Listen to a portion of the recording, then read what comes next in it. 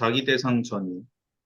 코엇은 환자들의 자기애적 전이 안에서 유아적인 자기애가 작용한다는 단서들을 발견하였으며 그 전이들이 그들의 초기 생애에서 손상되었고 정상적이고 필수적인 경험들을 드러내준다고 생각하게 되었다.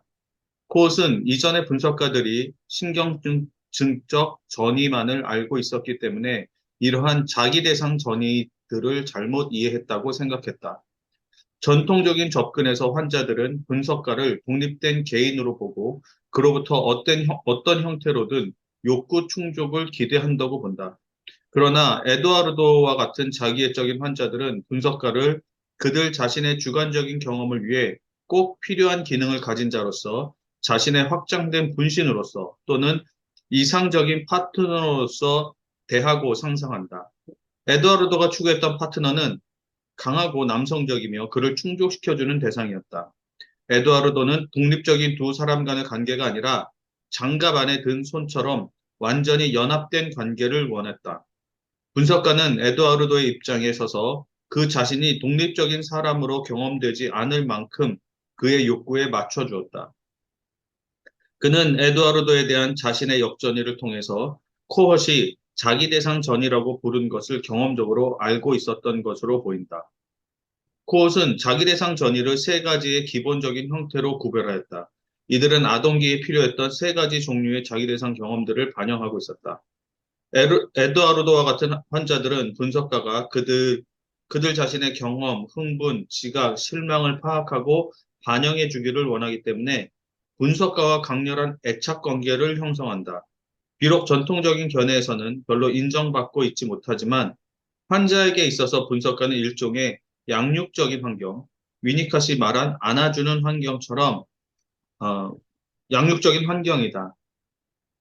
환자는 분석가라는 환경 안에서 자신을 좀 더 실제적으로 인식하고 또한 내적 실체로서 느낄 수 있다. 코엇은 이것을 거울 전이라고 불렀다. 두 번째 유형의 자기애적 전이는 환자가 분석가를 완전하고 위대한 사람으로 간주하고 이 강력하고 중요한 타자와 자신이 연결되어 있다는 사실로 인해서 자신을 더 강하고 중요하다고 느끼는 경우이다. 코엇은 이것을 이상화 전이라고 불렀다. 코엇은 세 번째 자기애적 전이 유형을 분신 혹은 쌍둥이적 전이라고 불렀다. 그것은 환자가 분석가와 똑같아지려는 열망을 갖는 경우로서 외적으로뿐만 아니라 의미나 기능에 있어서도, 즉 분석가의 성별에 따라 남성이나 여성으로서의 감수성까지도 같아지려고 하는 것이다. 여기서 이러한 잠깐 형태의 전이, 네, 여기서 잠깐 쉬어가죠. 네, 코어 자기애적 전이라는 개념을 여기서 받아들였는데 나르시스틱 트랜스퍼런스라는 용어는 코엇이 초기에 썼던 용어예요. 그래서 자기애적 전이라는 용어를 쓰다가 나중에는 셀프 아브젝트 전이라는 용어로 바꿈으로써 자기 대상 전이라는 용어를 만들어내요. 근데 자기 대상 전일 때 처음에는 셀프 대시 아브젝트라는 자기 대상 전이를 이야기하다가 코웃이 후기에 가는 셀프 아브젝트를 대시가 없는 셀프 아브젝트 트랜스퍼런스라는 이런 용어의 변화가 생기는데 나르시스틱 트랜스퍼런스라는 말은 초기에 쓴 용어인데 그 용어가 일반적으로 쓰이는 용어예요. 그건 현대 정신 분석에서 나르시스틱 트랜스퍼런스라는 말을 같이 쓰고 있다는 얘기예요. 그런데 이분이 자기적 전이를 자기 대상 전이라는 용어로 바꾸는데 여기에는 여러 가지 코드 이론의 어떤 변화 그리고 코드 이론 스스로가 지금까지 자기가 몸담아왔던 클래식한 이론이나 혹은 자아심리학으로부터 독립성을 쟁취해 나가려고 애쓰는 과정이기도 했다고 보여요. 그 현대정신분석의 창시자인 스파틴스와 코웃이 거의 동시대 사람인데 스파틴스가 조금 더 나이가 많았어요. 스파틴스는 1908년에 태어나고 코웃은 아마 13년쯤 태어난 분인 거죠. 한 분은 보스턴에 태어나고 한 분은 비엔나에 태어난 분들인데 공교롭게도 이분들은 빈에 있었던 에이콘이라는 정신분석가 로부터 큰 영향을 받았습니다. 코웃의 최초의 분석가가 에이콘이었고, 그리고 에이콘이라는 분이 스파티스를 최소한 슈퍼비전은 했을 거라고 사람들이 짐작을 하고 있고, 슈퍼비전 한 것까지는 거의 확실하게 사람들이 믿고 있고, 분석까지 받았는지는 잘 모르겠다. 이제 이런 정도 이기 때문에 이 에이콘이라는 분의 영향력이 굉장히 컸다고 보여요. 그래서 미국의 1940년대, 50년대 거쳐오면서 미국에서 발생한 처음은 자아심리학으로부터 시작을 하지만 자아심리학과는 같지 않다고 인정되는 두 개의 학파가 어떤 비엔나의 동일한 스승으로부터 도움을 받은 두 사람에게서 시작됐다고 하는 것은 단순한 우연이라고 하기는 어렵겠죠. 그래서 자기 심리학에서도 처음엔 자기애적 전이라는 용어를 썼었고, 그리고 현대정신분석은 지금도 자기애적 전이라는 용어를 그대로 고수하고 있어요. 그래서 narcissistic transference라는 용어를 쓰고 있는데요. 이 용어는 대상전이라는 용어하고 대비되죠. object transference란 말. 그 신경증적 전이라고 하는 것, neurotic transference라고 하거나 대상전이라고 하거나 거의 같은 의미로 일반적으로 쓰고 있는데, 대상전이는 프로이드가 생각했던 이상적인 피분석가, 피분석가가 되려면 이런 상태는 돼야 된다고 했던 이제 그런 상태를 얘기를 하고 있는 거죠.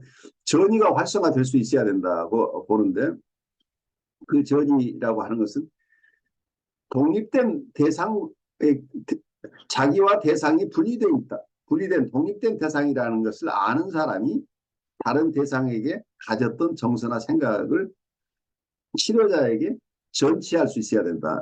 이제 이런 생각을 한 거죠.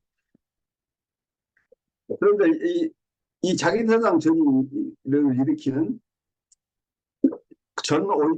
전오이디스적인 환자 혹은 전언어적인 환자라고 하는 프리에더펄 혹은 프리버벌 환자층은, 이분들은 분리개별화가 충분하게 이루어지지 않은 분들이라는 얘기. 분리개별화 되기 이전 상태에서 심바이오시스 단계를 충분하게 거치지 못했거나 혹은 분리개별화를 충분하게 하지 못한 분들이라는 얘기예요.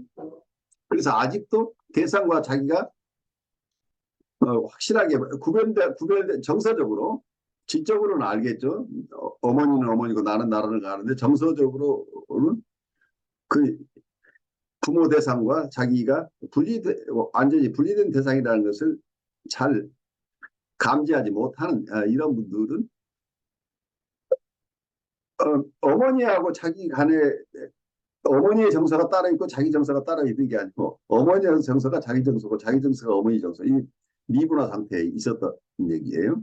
그래서 이런 narcissistic configuration이라고 할까요? 자기애적인 입장에서 느꼈던 어떤 정서들은 굉장히 강력한 정서들이죠.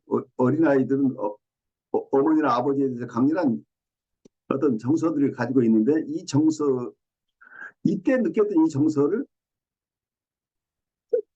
상담실에서 상담자에게 전치가 일어난다. 상담자에게 일어난다.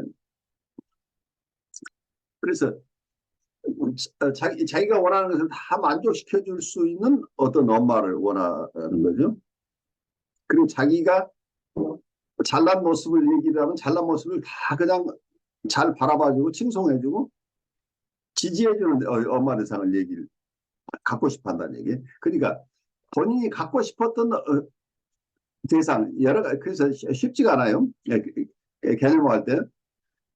이게 우리가 학자들은 자기 얘기를 하면서 다 당연한 것처럼 얘기를 하는데, 공부를 하다 보면 그 의문이 많이 생겨요.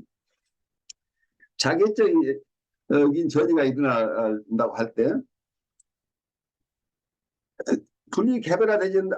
분리개별화되지 않은 어린아이가 가지고 있는 어머니에 대한 이미지는, 혹은 부모에 대한 이미지는 두 가지가 있을 수 현실 대상에 대해서 느끼고 있는 정서가 있지만 또 이상화된 대상에 대한 전이도 그러니까 제 생각으로는 이게 심플하지 않아요. 어,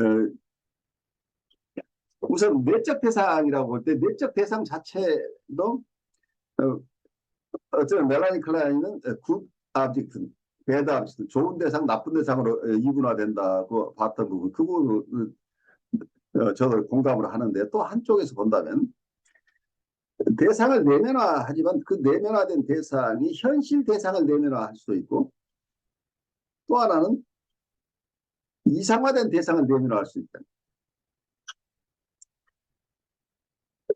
그러니까 실제 대상은 자기를 만족시키지 못한 대상이라고 한다면 실제 대상은 어떠면 특히 이렇게 상담실에 와서 도움을 받아야 될 뿐이라고 한다면 내적 대상이 배드 오브젝트일 가능성이 있는데 배드 오브젝트는 어쩌면 현실 대상과 가깝다고 보여요. 그래서 굿 오브젝트는 그 어떤 대상도 좋은 측면과 나쁜 측면이 가지고 있기 때문에 좋은 이미지와 나쁜 이미지가 분리되어 있다는 건 이해가 되는데 그렇지만 실제 대상은 이 사람이 인식하기에 나쁜 대상을 더 강하게 느끼고 있다고 한다면 그 이 배드 오브젝트가 자기가 내재되어 있고 또 한쪽에서는 자기가 소망하는 대상이 이상화된 대상이지. 그래서 가끔은 현실 대상이 좋은 대상, 나의 이상화된 대상 기능을 하기도 하는데 이게 충분하지 않다는 얘기예요. 그래서 전이가 저는 양쪽으로 일어난다고 임상적으로 보는데 어떤 경우는 우리에게 이상화된 부모 원상, 이상화된 부모 원상이 돼달라는 이런 전이가 일어난 경우는 이게 거울전이 혹은 이상화된 대상이 아이디얼라이즈드 아브젝트가 돼달라는 이상화 전이가 일어나는데 우리를 이상화하고 싶어 하는데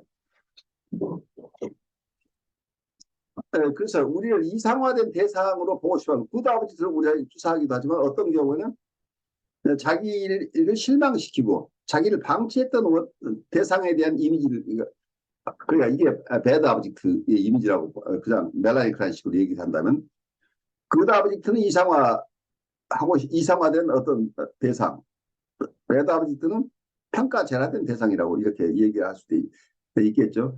그래서 실제 외부 대상은 이게 분해되어 있는데 그중에 좋은 측면은 이상화된 대상이 되고 나쁜 측면은 뭐라고 할까요? 가혹한 어떤 나를 공격하는 대상, 나쁜 대상이라고 이렇게 두 가지가 쪼개져 있다고 한다면 그래서 현실 자체가 그대로 반영된다고 할 수는 없고 만약에 현실 대상이 객관적으로는 80%는 좋은 대상이고 20%가 좀 부족한 부분이 있다고 하는데 아이가 픽업할 때는 아이는 80%가 배드 오브젝트로 픽업하고 20%를 굿 오브젝트로 픽업한다면 그런 현실 대상을 그대로 반영하는 것은 아니라고 하는 점을 우리가 잘 봐야 될 것 같아요. 그래서 아이들이 잘못됐을 때 이게 모두 부모 탓이라고 얘기하는 것은 크게 잘못일 수 있다는 얘기예요. 그러니까 환경도 중요하지만 아이가 픽업하는 거야. 아이가 어떻게 이걸 내면화하느냐. 아이가 자기 내적 대상으로 가져오는 과정 속에서도 아이마다 다르다는 특성이. 그런 점에서 내면화되는 것 자체도 굿 오브젝트, 배드 오브젝트의 비중이나 이런 것들도 아이가 타고난 어떤 자기 나름대로의 자기의 소질이라고 할까요? 그래서 유전적인 요소와 또 하나는 환경적 요소가 만나는데 아이들이 같은 부모를 내면화하는 것도 어느 정도 부분으로 좋은 대상, 어느 정도 부분은 나쁜 대상으로 내면화하냐 각각 다르는데 그래서 여기서 전이가 일어나는데 실제 전이는 나쁜 대상 전이가 굉장히 많아요. 그 코웃이 보지 못했던 부분은 우리 배드 오브젝트 트랜스퍼 포스가 굉장히 많이 일어나는데 코웃은 굉장히 지지하는 쪽으로 뭐라고 할까요? 조금 더 파지티브 트랜스퍼 중심으로 치료를 해왔기 때문에 내담자가 상담자에게 전이하고 있는 어떤 정서는 원래 부모와 관계에서 이상적인 부모가 됐으면 좋겠다고 하는 그게 자기의 굿 아버지의 측면이죠. 그러니까 그게 현실적인 대상은 그렇지 못했을지라도 자기 안에 정말 이상적인 부모를 갖고 싶다는 소망이 있죠. 그런데 그것을 실제 부모의 어떤 이상적인 측면을 픽업했다고 얘기할 수도 있고, 부모가 가지고 있는 어떤 요소 중에 부모가 잘해주지 못하고 어떨 때는 아주 잘해주는 자기를 온전하게 지켜주고 그리고 자기가 존경할 만한 어떤 대상으로 이렇게 자리 잡은 부모가 실제 부모의 일부분일 수도 있고, 그러지 못한 부모지만 나는 이런 이상적인 아빠나 엄마를 가지고 싶어라고 이상화된 부모 원상일 수도 있다는 얘기. 그래서 이게 현실 대상이냐 이상화된 존재라고 하면 가 현실을 어느 정도 반영하느냐 각각 다를 수 있는데, 현실 대상이 좋은 점이 없다고 해서 이상화된 부모 그다음부터 없다고 할 수는 없는 거죠. 우리는 없어도 가지고 싶은 대상이 있기 때문이죠. 그래서 실제 현실 대상과 우리가 내적으로 가지고 있는 배드 아브젝트나 그드 아브젝트 혹은 아이디얼라이즈드 아브젝트 이상화된 대상이랄지 이런 개념들이 직접 연결은 되지 않는데 여러 밀접한 관계가 있긴 하지만 그대로 반영하지 않는다고 하는 것이 우리가 이해해야 될 부분이에요. 그래서 아이들이 가지고 있는 어떤 트라우마틱하거나 지금 안정되지 못하고 혹은 성인이 돼서도 보드라인 레벨이나 사이카틱한 레벨에 있는 이분들을 모든 것을 환경 탓으로 돌리는 것은 조금 조심해야 된다. 환경이 영향을 미쳤긴 하지만 환경이 그대로 반영되는 것은 아니다 하는 거죠. 우리 심리적인 상황은 훨씬 더 복잡해요. 멀티 디터민드라는 용어를 쓰는데 다중결정이라는 얘기예요. 부모의 한 가지 측면 때문에 아이가 이렇게 됐다. 혹은 어린 시절에 이런 사건이 있었는데 얘기를 듣다 보니까 이때 굉장히 큰 트라우마를 겪어서 지금 아이가 이렇게 된다. 이런 식으로 1대1 대응으로 생각하는 것은 굉장히 무모하다고 보여요. 어떤 심리 상태에 오는 데는 굉장히 복합적인 요소들이죠. 한쪽에서는 유전적인 부분, 타고난 부분들이 있고 또 환경이 그대로 투영되는 게 아니고 이 내담자의 어떤 방어 용이나 성격 유형에 따라서 환경을 받아들이는 태도가 각각 다르기 때문에 그 환경이 어떻게 반영되느냐가 각각 또 다르다는 얘기입니다. 그렇기 때문에 일률적으로 얘기할 수 없고 이러이러한 사건이나 이러이러한 부모 때문에 이 아이가 이렇습니다라고 얘기하는 게 단순 도식화가 굉장히 위험하다고 보여요. 그럴 경우에 어떤 면에서는 현실은 굉장히 복잡하기한데 우리 상담자나 목회자가 자기가 편하게 인식하기 위해서 너무 어느 몇 가지 요소를 가지고 이게 전체로 봐버리는 이런 우울을 범할 수 있는 거죠. 그래서 우리가 만나는 대상은 생각보다 훨씬 복잡하기한 부분이기 때문에 우리가 단순하게 진단을 하거나 우리가 어떤 가설을 가지고 진단을 하거나 가설을 가지는 건 좋은데 이것 자체가 전체를 포괄하는 게 아니고 이 사람을 이해하는데 그래도 뭔가가 있어야 되기 때문에 이를 의지할 만한 하나의 가설이다. 이게 실제 이 사람의 모습을 그대로 반영하는 것이 아니라고 보는 거가 굉장히 중요한데, 여기서 그 미러잉 트랜스퍼런스라는 개념을 쓰고 있는데 그랜디오스 셀프 여기서는 지금 세 가지 트랜스퍼런스를 얘기하고 있어요. 근데 코고스의 후계자들은 이 세 가지 트랜스퍼런스뿐만이 아니고 자기적 정의 혹은 셀프 하비트 정의를 5개, 4개, 5개 뭐 이렇게 다양하게 나누기도 해요. 그런데 우선 이 저자가 얘기하고 있는 세 가지 정의를 본다면 첫 번째 환자에게 있어서 분석가는 일종의 양육적인 환경이다. 그래서 환자는 분석가라는 환경 안에서 자신을 좀 더 실제적으로 인식하고 또한 내적 실체로서 느낄 수 있다. 그것은 이것을 거울점이라고 했다. 이제 이렇게 설명을 하고 있는데, 이건 이제 설명하는 것마다 설명하는 방식마다 다르긴 한데, 아이는 기본적으로 건강한 자기애를 형성하는 과정 속에서 그랜디오스 셀프가 있죠. 거대 자기가 있다는 얘기예요. 자기가 아주 거대한 사람처럼 느끼는 이 그랜디오스 셀프를 거대 자기를 혹은 거대 자기, 과시 자기 이제 이렇게 뭐라고 얘기를 하건 이 거대 자기를 그대로 받아주는 누군가 있어요. 거울 역할을 해주는. 그래서 누군가가 자기를 잘 안아주고 있으면 여기서 위니카스의 홀딩 인바이러먼트를 얘기하고 있는데 안아주는 환경에 있게 되면 자기를 그대로 받아주는 대상을 만났을 때 아이는 그 안에서 자신을 좀 더 실제적으로 인식하고 또한 내적 실체로서 느낄 수 있다. 그러니까 여기서 트루 셀프가 발현할 수 있다는 얘기를 하고 있는 것으로 보여요. 원본에 보면 although the analyst may seem to be insignificant to the patient in a traditional way, she is actually essential as a kind of nurturing context, much like Winnicott's holding environment, within which the patient can begin to feel more seen, more real, and more internally substantial. 이 얘기를 우리말로 번역하니까 잘 감이 안 와서 제가 영어로 좀 읽어드렸는데, 고전적인 정신분석에서는 이런 걸 이걸 정신분석의 어떤 개념으로 파악하려고 하지 않아요. 고전적인 이론에서는. 그렇지만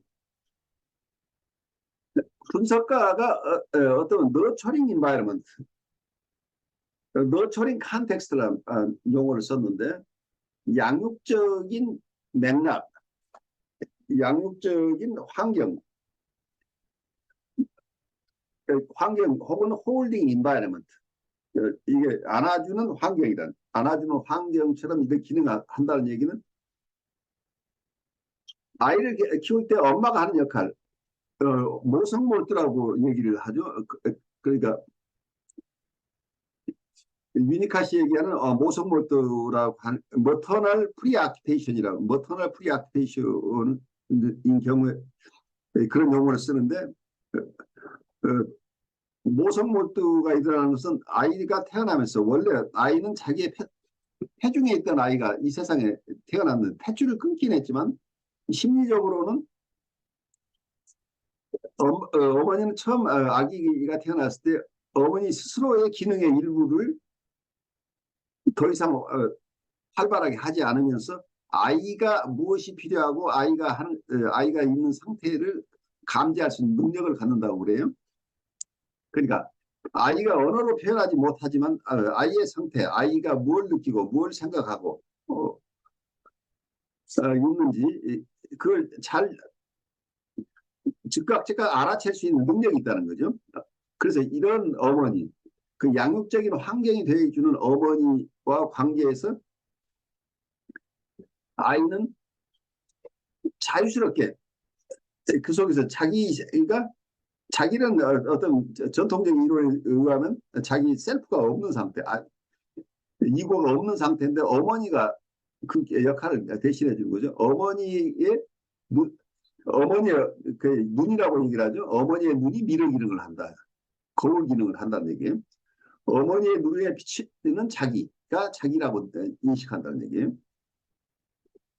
그래서 미러잉이라는 개념은 굉장히 중요하게 쓰이는데 아이가 자기가 잘났다고 우기는데 실제는 너 잘하지 않았으라고 하는 게 아니라 자기가 거대 자기라는 자기가 대단한 사람처럼 느끼는 이 어린 아이의 판타시를 그대로 수용해주고 지지해주고 아이가 어떤 상황이 있거나 그걸 그대로 수용해주는. 그래서 거울 역할을 하는, 거울은 뭐예요? 굉장히 피동적이죠. 자기가 어떻게 하는 게 아니고 자기 눈에 비치는 대상을 그대로 비춰주는 거죠. 그 대상을 왜곡하지 않고 있는 그대로 비춰준다는 거예요. 아이가 느끼고 생각하고 있는 것을 그대로 그냥 받아주는 엄마 기능이죠. 그래서 이때 아이하고 관계에서 그 엄마와 아이하고 관계에서 있었던 이런 상황이 그대로 상담 상황에서 전이로서 일어난다는 얘기. 이게 미러링 트랜스퍼런스예요. 그런 자기를 그대로 바라봐주고 그대로 수용하고 지지해주는 엄마에게 느꼈던 정서나 생각이나 판타지가 그리고 이런 대상 관계가 그대로 상담자에게 전치된다는 얘기죠. 그렇기 때문에 이 전치는 어떤 것이에요? 아이가 똑똑하게 자기 셀프가 분명하게 응집력 있는 셀프가 있거나 혹은 이고가 확실한 그런 상태가 아니죠. 처음 우리가 태어났을 때 프로이드 같으면 우리는 이고가 없는 상태로 태어났다고 보지만 멜라니 클라인 같으면 원시적인 이고가 있다고 보는데 어쨌든 이고가 있다고 하거나 셀프가 있다고 할 때도 그건 미약한 이고나 셀프죠. 프로이드 같으면 아예 그것이 아직은 자라지 않은 상태고 출현하지 않은 상태인데 이런 상태에서 이고나 셀프가 없거나 혹은 이고나 셀프가 아주 취약한 상태에서 부모가 어떤 면에서는 아이의 경험들을 다 소화해주고 아이가 어떤 정서를 가지고 있거나 어떤 경험을 하거나 그것이 무엇인지 잘 모르는 상태에서 실제 체험들이 일어난 이 익스피리언스들을 그대로 엄마가 대신 프로세스 해주는 거죠.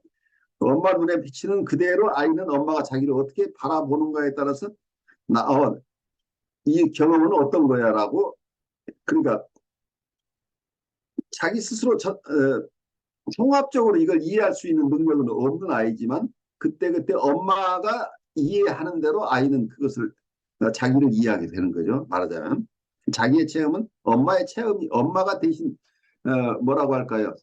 substitute ego라고 할까요? 보조 서플리멘터리나 substitute 이고 기능을 하는 거죠. 아이의 이고를 대신해주거나 보충해주는 역할을 하니까 그래서 엄마는 그대로 아이를 있는 그대로 반영해주는 역할을 한다. 이게 지금 굉장히 중요한 게 미러링 트랜스퍼런스라는 그러니까 아이들은 대부분 이 당시에 그랜디어스 셀프 거대 자기를 가지고 있어서 천방지축이고 뭔지 모르고 자기 하고 싶은 대로 다 엄마가 다 자기 원하는 걸 다 들어주니까 이 아이는 자기가 무엇이든 다 할 수 있다고 느끼잖아요. 내가 원하는 거면 엄마가 다 그때그때 해주니까 자기가 대단히 힘센 사람이 되는 거죠. 대단히 그래서 거대자기인데 이 거대자기가 충분히 발휘될 수 있어야 아이가 자연스럽게 자기가 누구인가 이해하고 그래서 자기가 누군가가 자기를 바라봐 준다는 것 이거 굉장히 중요하죠. 많은 어른들이 아무도 자기를 바라봐 주지 않는다고 느끼고 절망하는 일들이 생기죠. 그리고 자기가 실제 리얼하게 내가 지금 살아있는 사람처럼 느껴지고 그리고 내적으로도 내적 실체 자기 안에 자기가 정말 있는 것처럼 자기가 실제 하는 살아있는 사람으로 느낄 수 있다는 얘기죠. 어머니가 자기를 있는 그대로 바라봐주는 그 속에서 아이는 자연스럽게 자기 모습대로 자기를 느끼고 자기가 살아있는 존재로서 느끼게 된다. 그래서 이 미러잉이라고 하는 개념은 어머니가 해주는 굉장히 중요한 역할이죠. 미러잉이라고 하는 게 반영이라고 하는 거예요. 그러니까 아이들은 엄마에게 엄마는 당연히 그런 사람이라고 이해하고 있었던 그런 이런 역할인데 미러잉 기능을 충분히 하는 엄마 밑에서 심바이오시스 경험을 충분히 하는 아이들은 거기서부터 빠져나올 힘들이 있는데 이때 이 미러잉을 충분히 해주지 못한 경우에 그 결핍이 궁극적으로 그것만은 아닌데 많은 경우에 그 결핍이 있는 분이 계속해서 자기를 미러잉 해줄 대상을 찾는다는 그래서 전이가 일어나는데 어머니가 아닌 어머니하고 비슷한 사람을 만나면 어머니에게서 얻고 싶어 했던 그 정서 어머니하고 관계에서 자기가 조금 누렸는데 충분하지 못했던 그런 반영을 해줄 대상을 찾아 나서는 거죠. 그러니까 엄마가 다 해주지 못했으니까 엄마를 찾아서 결국 그걸 다 무의식적으로 채워나가는 거죠. 그래서 미러잉 트랜스퍼런스가 일어나는데 이 미러잉 트랜스퍼런스를 상담자가 잘 이해하고 이걸 반영해 줘야 이 사람의 셀프가 혹은 이고가 다시 성장을 할 수 있게 된다는 얘기예요.